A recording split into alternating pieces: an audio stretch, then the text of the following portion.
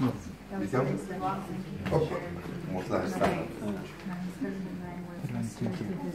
behalf of my friends, I want to thank you very much for this evening, and it was so nice to meet other brothers from other regions or other places.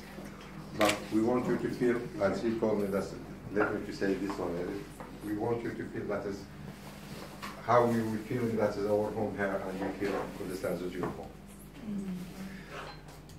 Adrian's story reminds me also of our story. When I'm telling you that we have the same stories. The same what is happening with the Jews, it's happening with the Kurds. We have the same thing. We have, and the city is named Kirkuk.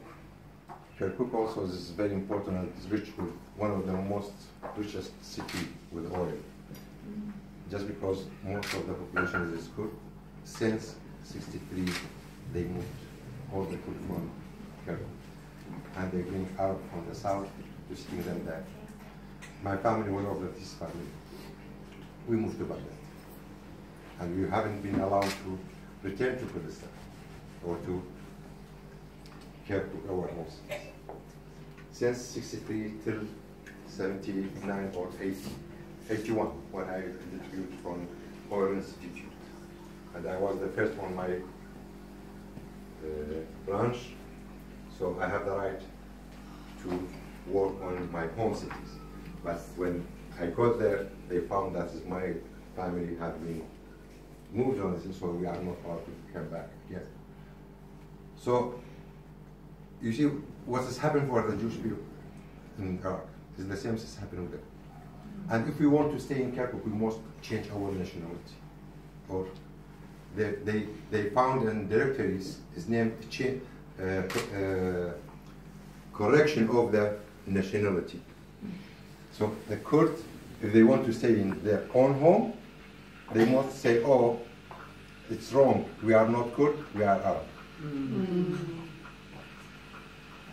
So they make this in our city. And we was allowed to sell our houses and lands, but we are not allowed to buy. My mother, she was 75 years. They put her in the prison. She couldn't stand up with all her illness. So what we saw from Saddam and all these regimes, and what is happening in Halabja, and what's happening in Shingal, is just continue. They killing in the God's name, but it's not right. That's right. So when I tell you that is we have the same history, the same what you got in her, so God bless all of you.